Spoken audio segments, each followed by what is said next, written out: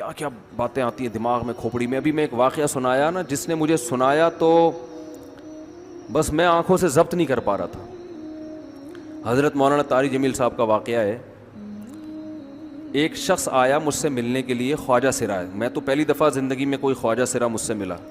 میں سمجھا کہ پراپر آدمی, اتنی بڑی اس کی داڑھی اور رنگ ماشاءاللہ بڑی مردانہ وجہ.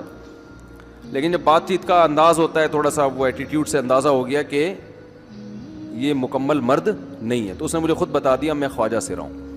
میں نے کہا بھائی ہم سے ملنے کے لیے کیسے آیا آپ, اتنی بڑی داڑھی آپ کی. اس نے اپنا جو واقعہ سنایا نا, میں 3 دفعہ وہ واقعہ سناتے ہوئے رویا ہوں. اور جب وہ سنا رہا تھا اس وقت میرے آنکھوں سے آنسو نکل رہے تھے. اس نے یہ ابھی بھی میرا بیان سنتا ہے وہ. اس نے واقعہ سنایا کہ میں جب پیدا ہوا تھا نا تو میں خواجہ سرا تھا. گھر میں ایسا بچہ پیدا ہو جائے والدین کی طرف سے عزت نہیں ملتی. جب 10-12 سال کا ہوا تو نہ بھائی مجھے عزت دے رہا ہے اور نہ میرا والد مجھے عزت دے رہا ہے. میں بھائی کے ساتھ کہتا ہوں مجھے باہر لے کے جاؤ تو وہ کہتے ہیں لوگ میرا مذاق اڑائیں گے تمہیں دیکھ کے. ظاہر ہے اس کی حرکتیں تھوڑی زنانہ لڑکیوں والی حرکتیں ہوتی ہیں. اور والد بھی کہیں محفلوں میں نہیں لے کے جا رہے, ایک مذاق اڑایا جاتا ہے.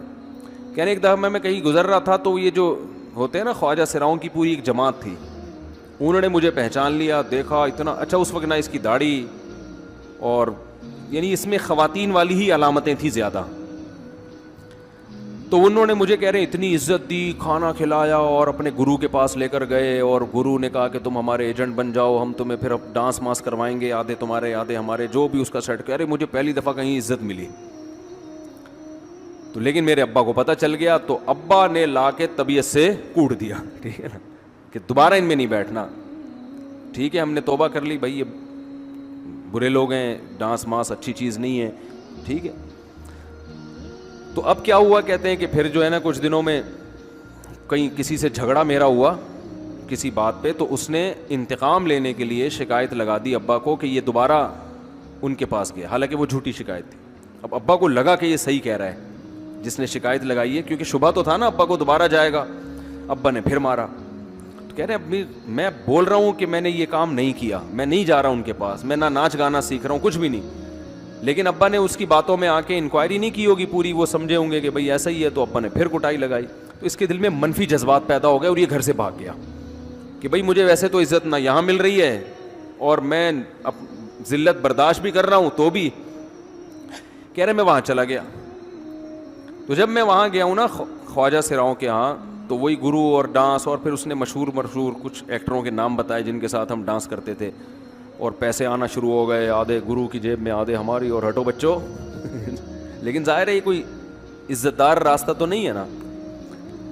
کہہ رہے ہیں کہیں سے تبلیغی جماعت میں حضرت مولانا طاری جمیل صاحب آ گئے, انہوں نے اجازت مانگی, ہمارے گرو کو پیغام بھیجا بھائی مجھے ایک دفعہ یہاں آ کے دعوت دینے دو. اس نے اجازت دے دی, آ جاؤ بھائی.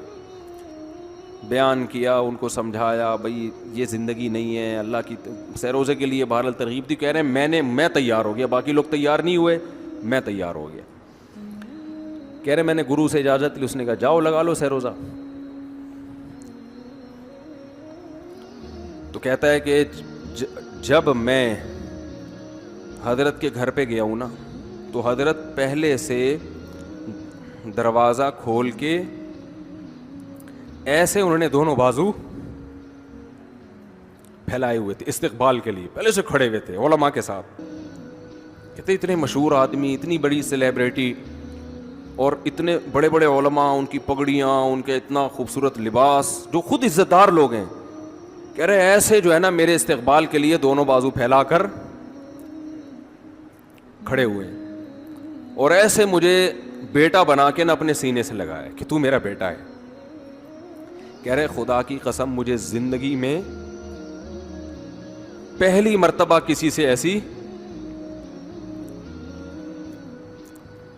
ایسی عزت ملی مجھے کسی سے, اور اس عزت دینے میں مولانا کا کوئی مفاد, بولو بھائی, کچھ بھی, بلکہ ذلت ہوگی نا. لوگ کہتے ہیں خواجہ سرا کو بیٹا بنایا ہوا ہے, اور اس وقت تو اس میں بیچارے میں کچھ زنانہ سی علامتیں بھی تھیں. تو خواجہ سرا کو کیا دے رہے ہیں, عزت دے رہے ہیں. کیا کسی تاجر پہ محنت کرو تو تھوڑا چندہ دے دے گا مدرسے, وہ ایسا ہی ہے نا. اور کسی افسر پہ محنت کرو تو تعلقات کیا ہو جائیں گے. جب وہ دین پر آئے گا تو اس سے کیا فائدہ. اس کو تو باپ ایسے ان لوگوں کو ریجیکٹ کر دیتے ہیں. بھائی اپنانے سے کہہ رہے مجھے یہ اپنا رہے ہیں, ایسے سینے سے لگایا انہوں نے, اور مجھے سہروزے کی جماعت میں اپنے ساتھ لے کر گئے, کھلاتے تھے, بڑا خیال رکھوایا میرا. کہہ رہے اس کے بعد پھر میں نے گرو سے اجازت لی. وہ گرو چھوڑتے تھوڑی, ان کو پیسے ویسے دیے, جان چھڑائی نا, وہ بھی غلامی کی طرح نکلنا پڑتا ہے. پیسے دیے پتہ نہیں کتنے لاکھ یا کتنے ہزار روپے, وہاں سے پھر نکل کے 4 مہینے اس میں بھی خیال کیا.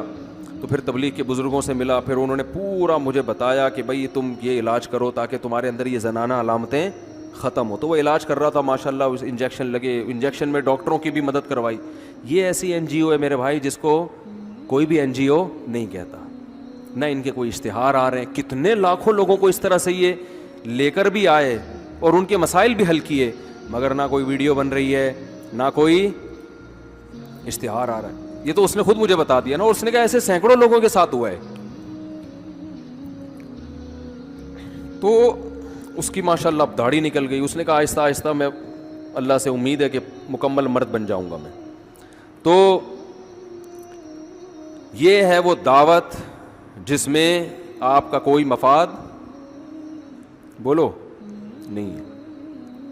تو دعوت کے کام میں جب تک اس درجے کا اخلاص نہیں ہوگا, اس وقت تک آپ کی دعوت میں جان پیدا نہیں ہوگی.